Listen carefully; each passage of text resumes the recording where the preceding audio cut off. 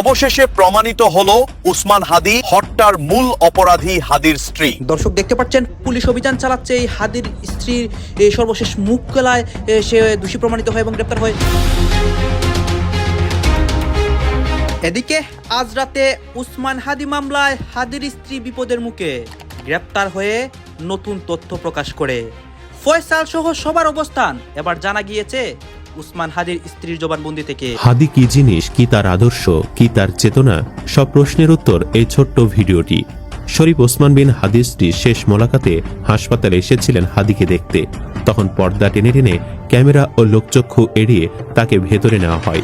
ভাবতে পারেন, চিন্তা করা যায় রবের প্রতি তার ভালোবাসা কতখানি। হঠাৎ কি এমন বিষয় ঘটলো যে বাংলাদেশে পুরো খেলা রাতারাত ঘুরে গেল।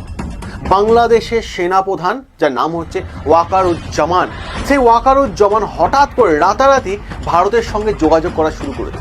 রাপ্পা রাপ্পা অ্যাকশন হবে। কি হবে? রাপ্পা রাপ্পা অ্যাকশন। সকল ভয়কে অনেকটা জয় করে ফেলেছেন ডক্টর ইউনূস। তোরা কি ভেবেছিস হাদি শেষ? নো, একটা হাতিকে গুলি করছস, 1 লক্ষ কোটি হাদি তৈরি হয়েছে। তোরা মনে করছিস ওসমান হাদি শেষ হয়ে গেছে? নো। জুলাই বিপ্লবের মহানায়ককে হত্যা করা হয়েছে, কিন্তু এই হত্যার ব্লুপ্রিন্ট যেখানে তৈরি হয়েছে সেই জায়গাটি ঢাকার কোনো অন্ধকার গলি নয়। নকশাটি আঁকা হয়েছে সীমানার ওপারে।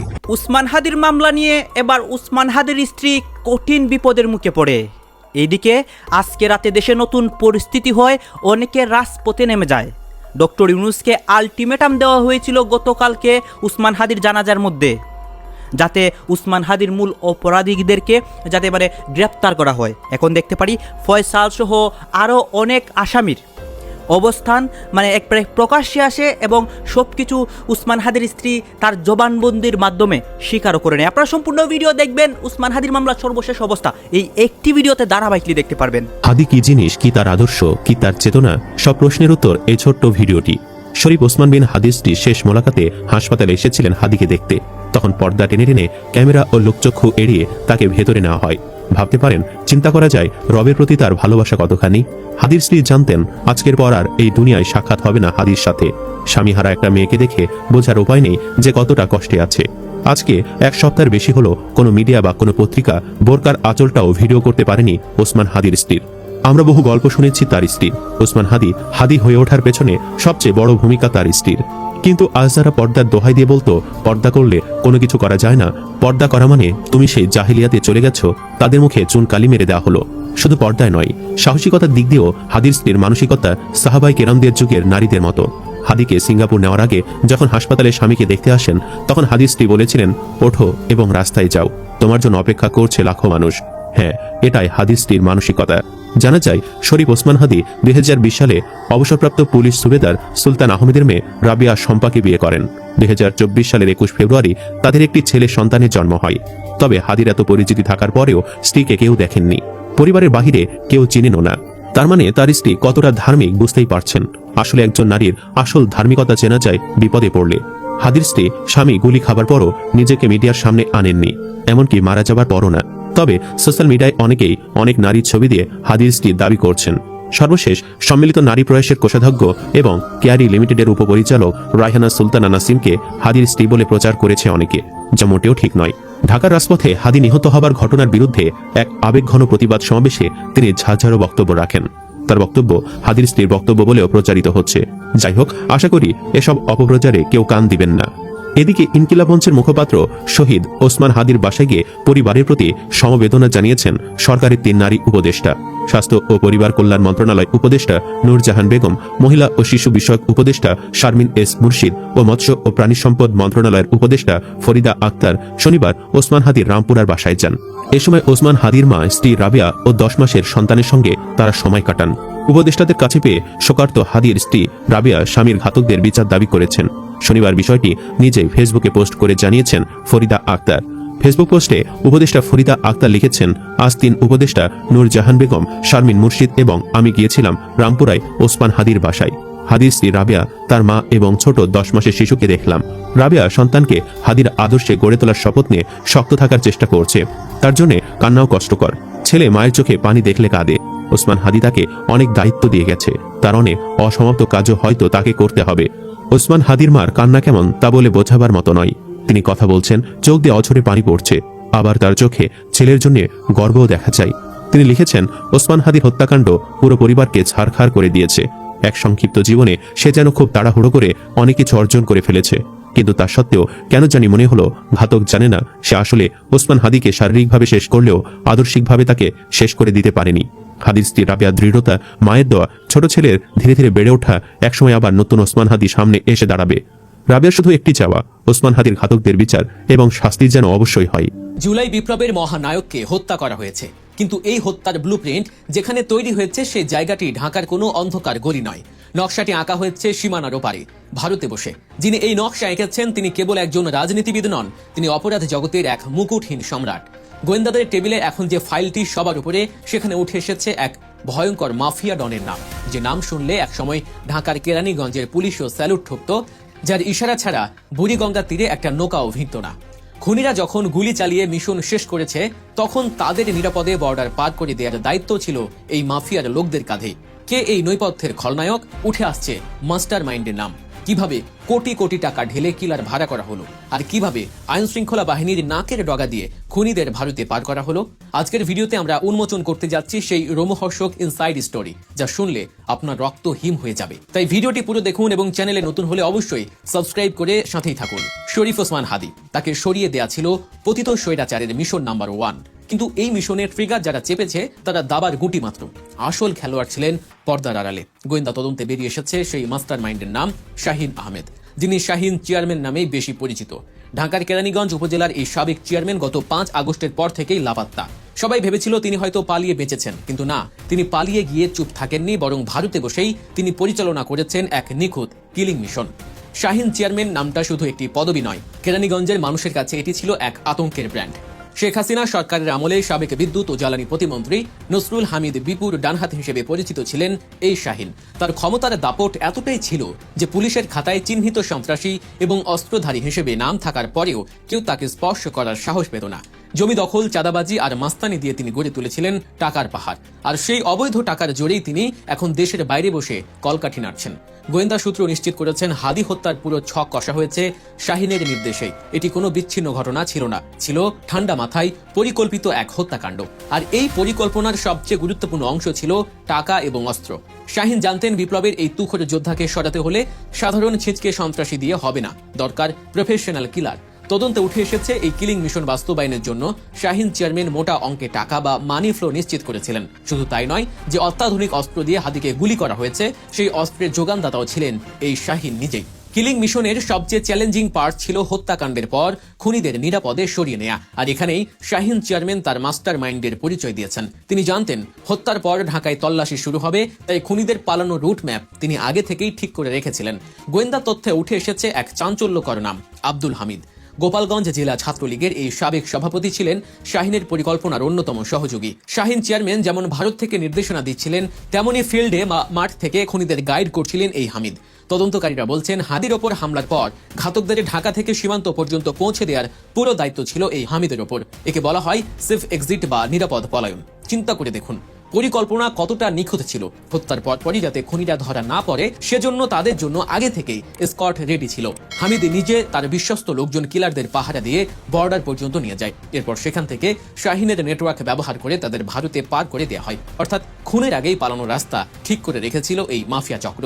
পুলিশ এখন এই আব্দুল হামিদকে হন্য হয়ে খুঁজছে, কারণ তাকে পেলেই জানা যাবে বর্ডারের কোন পয়েন্ট দিয়ে খুনিরা দেশ ছেড়েছে। শাহিন চেয়ারম্যান নিজেও 5 আগস্টের পট পরিবর্তনের পর একই কায়দায় দেশ ছেড়েছিলেন। স্থানীয়রা বলছেন প্রভাবশালীদের ম্যানেজ করে তিনি সীমান্ত পাড়ি দিয়ে ভারতে আশ্রয় নেন। সেখানে পলাতক অবস্থায় তিনি প্রথমে কিছুদিন ঘাপটি মেরেছিলেন। শরীফ ওসমান হাদি প্রশ্নে বিরাট সুখবরের ইঙ্গিত। আমাদের প্রত্যাশা পূরণ হতে পারে, একটু লেট হচ্ছে, কিন্তু প্রত্যাশা পূরণ হচ্ছে। অত্যন্ত ধীরে সুস্থে চিন্তা ভাবনা করে ইনকিলাব মঞ্চ এগোচ্ছে। ডক্টর ইউনূস সরকার এই বিপ্লবের পূর্ণতা দিতে বাধ্য হবে। তরুণ প্রজন্মের কমিটমেন্ট ক্লিয়ার, এ বিষয়ে কোনো কম্প্রোমাইজ নাই। কিন্তু আমি এখন যে বিষয়টা আলোচনা করব, ওসমান হাদির যে হত্যাকারী শুটার, তাকে ভারত ফেরত দিতে বাধ্য হতে পারে। ভারত হাসিনাকে ফেরত দেবে কিনা ইটস ভেরি টাফ, কিন্তু ডক্টর ইউনূস সরকার যদি জাতিসংঘে যায়, সঠিকভাবে কূটনৈতিক তৎপরতা চালাতে পারে, কূটনৈতিক দক্ষতা দেখাতে পারে, তাহলে আসাদুজ্জামান খান কামাল, ওবায়দুল কাদের সহ কমপক্ষে 4-5 জনকে ভারত ফেরত দিতে পারে। এটা ভারতের কনসিডারেশনের মধ্যে আছে যে হাসিনাকে ফেরত না দিয়ে এরকম কয়েকজনকে দিয়ে দিই। কারণ ডক্টর ইউনূসের হাতে মোদি কিংবা ভারতে নানান ব্লান্ডার আছে, যেগুলোর মাধ্যমে আন্তর্জাতিক অঙ্গনে তাদেরকে নাকানে চুবানি খাওয়ানো যায়, কঠিন পরিস্থিতি ফেলা যায়। যেমন আন্তরাষ্ট্রীয় গুম কেস 2টা, তো ভারত নিজেরা বাংলাদেশের নাগরিক গুমের সাথে জড়িত, এটা নিয়ে কিন্তু আন্তর্জাতিক অঙ্গনে তোলপাড় সৃষ্টি করা যায়। সালাউদ্দিন গুম কেস, সুখরঞ্জন বালি গুম কেস, দুটো হচ্ছে আন্তরাষ্ট্রীয় গুম কেস, সরাসরি রয়ের তত্ত্বাবধানে। ভারতে কেউ গুম হবে, জানবে না, ভারত জানবে না, এটা হতে পারে না। এটা গুম কমিশনের রিপোর্টে সামনে অনেকটা স্পষ্ট হবে। এবং বাংলাদেশের পিলখানা ট্র্যাজেডি, সেনা অফিসার হত্যাকাণ্ড, এটা ভারত ঘটিয়েছে, ভারত সম্পৃক্ত। এই দুইটা দিয়েই তো ভারতকে নাকারে চুবানি খাওয়ানো যায়। এইগুলোকে নেগোসিয়েশন টুল হিসেবে ব্যবহার করে কমপক্ষে 5 জন আওয়ামী লীগ নেতাকে ফেরত আনা যায়। শুধু সেখানে সীমাবদ্ধ নয়, শরীফ ওসমান হাদির পক্ষে জনতা, বিশ্ব মঞ্চ যেভাবে জেগে উঠেছে, তাতে ওসমান হাদির শুটারকে ধরে ভারত ফেরত দিতে বাধ্য হতে পারে। তবে হ্যাঁ, it will depend on professor Yunus government, তাদের ক্যাপাসিটির উপর। প্রফেসর ইউনূস সরকার যদি যথাযথ পদক্ষেপ নেয়, সঠিক সময়ে জাতিসংঘে যাওয়া থেকে শুরু করে বিভিন্ন জায়গায় যেতে পারে, it's possible. Say ground ready হয়েছে, এটাই সুখবর।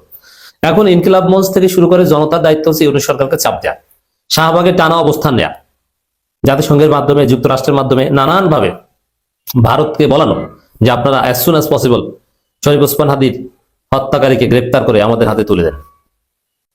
ভারত এমনি দিতে চাইবে না, কূটনৈতিকভাবে তাদেরকে বাধ্য করতে হবে। এখন এই শুটারকে ভারত ধরে যদি ভারতে যেয়ে থাকে, যদি বিশ্বাসযোগ্য প্রমাণ বাংলাদেশ সরকার দিতে পারে, এটা মিউচুয়াল কোঅপারেশনের ভিত্তিতে করতে হবে। বাংলাদেশ সরকার দেখাবে যে এইভাবে অমুক টাইমে আপনাদের বর্ডার ক্রস করে ঢুকেছে, এবং বাংলাদেশের গণমাধ্যমে তো এই রিপোর্টও আমরা দেখেছি মহারাষ্ট্রে আছে, কোথায় আছে আপনারা খুঁজে বের করেন, আমরা হেল্প করি। এইভাবে সম্ভব। আর ভারত না থাকলে দ্যাটস ডিফারেন্ট। এবং বাংলাদেশ ইন্টারপোলের সহায়তা নেওয়া বা নানান ভাবে, আর যেহেতু এক্সট্রাডিশন ট্রিটি আছে, খুব সহজ। এখন এই ভারত থেকে শুটারকে ধরে আন। এখন আমাদের প্রত্যাশাটা কি ওসমান হাদির বিষয়ে? ওসমান হাদিকে আল্লাহ দুনিয়ায় সর্বোচ্চ মাকাম দান করেছেন, আল্লাহ হয়তো শহীদ হিসেবে কবুল করেছেন। বিএনপি এবং ওয়াকারুজ্জামান ফাইনালি ফেসে যাচ্ছেন। ওয়াকার এবং বিএনপি ধরা খেয়ে যাচ্ছে কিভাবে? দেখেন, শরীফ ওসমান হাদি গুলিবিদ্ধ হয়েছে, আমাদের মধ্যে কিন্তু আশঙ্কা ছিল বিচার হবে কি হবে না। এই কারণে আমরা কিন্তু সরগরম করে রেখেছি শাহবাগ। সরকার কিন্তু কোনো উদ্যোগ নিয়েছে বলে আমাদের সামান্য আমার জানা নাই, যেটুকু নিয়েছে সেটা লোক দেখানো। কারণ গুলি করে এখান থেকে কোথায় ছিল, এরপরে দৃষ্টি অন্যদিকে ঘুরানোর জন্য বলছে দেশের বাইরে চলে গেছে। এগুলা কে করছে? সব ওয়াকার এবং ওয়াকারের লোকেরা করছে। এবং ওয়াকার এদেশের বিপ্লবী সন্তানগুলোকে, তরতাজা প্রাণগুলোকে বিনাশ করে দিতে চায়। এটা হলো তার একটি পদক্ষেপ। তার আগে আমরা দেখেছি আমাদের জান্নাতারাকে কিভাবে ঝুলিয়ে মেরেছে। এর আগে কয়েকজন জুলাই যোদ্ধাকে হত্যা করা হয়েছে বিভিন্নভাবে। এরপরে আপনার তেজগাঁ কলেজে যে হত্যা করা হয়েছে সেটার সাথে ছাত্রদল জড়িত। বিষয় এটা না, বিষয় হলো এই যে শরীফ ওসমান হাদিকে গুলি করলো, এই খুনির জামিন পাওয়ার কথা না, তারপরও সেই জামিন করাইছে কে? বিএনপির শক্তিশালী ক্ষমতাবান তারেক রহমানের খুব কাছের লোক কায়সার কামাল। এরপরে দেখেন শরীফ ওসমান হাদির প্রতিদ্বন্দ্বীকে মির্জা আব্বাস, সে হাদিকে বলছে কি, পিপিলিকার পাখা গড়ায় মরিবার তরে গেল এটা।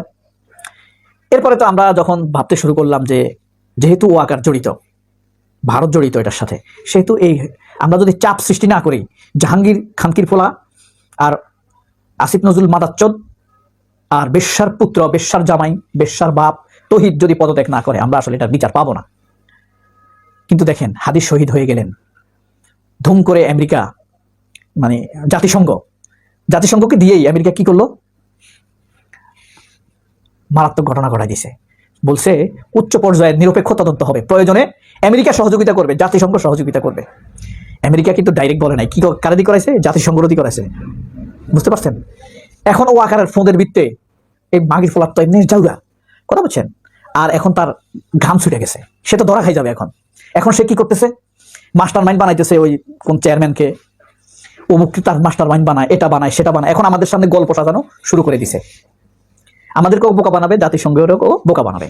But this is not possible. Waqar হাদিকে মারছে, আমাকে মারবে, আরো 5 জনকে মারবে, কিছু হবে না, আরো আসবে মানুষ। বুঝতে পারছেন? কোনো সমস্যা না।